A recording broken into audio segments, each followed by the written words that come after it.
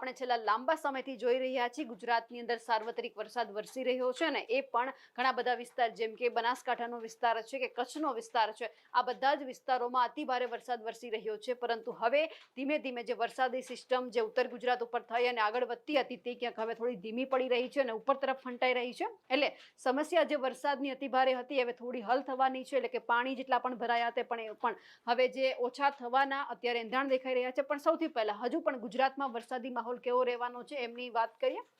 સૌથી પહેલા તો જે હજુ આપણને આ સિસ્ટમ દેખાઈ રહી છે આમની થોડી ઘણી અસર છે ઉત્તર ગુજરાત અને એમની સાથે કચ્છના વિસ્તારોમાં પડી રહી છે. કરાચીના ભાગોમાં સિસ્ટમ પહોંચી છે એટલે એમની જે અસર છે કચ્છના જે ગાંધીધામ છે, નલિયા છે, આ બાજુના બધા જે વિસ્તારો છે, ખાવડા છે, તેમાં આપણને વરસાદી માહોલ દેખાઈ રહ્યો છે.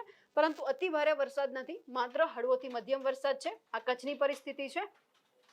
અને એમની સાથે જો ઉત્તર ગુજરાતની વાત કરીએ તો રાધનપુર, મહેસાણા છે, થરાદ છે, પાલનપુર છે, આ વિસ્તારોમાં આપણને સાવ એકદમ નોર્મલ વરસાદ દેખાઈ રહ્યો છે. એટલે કે અતિ ભારે વરસાદની સંભાવના નથી. જે આપણે 3 દિવસ પહેલા જોયું હતું કે ઉત્તર ગુજરાતમાં રેડ એલર્ટ આપવામાં આવ્યું હતું, બનાસકાંઠામાં રેડ એલર્ટ આપવામાં આવ્યું હતું કે ધોધમાર વરસાદની શક્યતા હતી, કચ્છમાં પણ એ જ પરિસ્થિતિ હતી. પણ હવે પરિસ્થિતિ થોડી અનુકૂળ થઈ છે એટલે કે એકદમ ભારે વરસાદની સંભાવના નથી.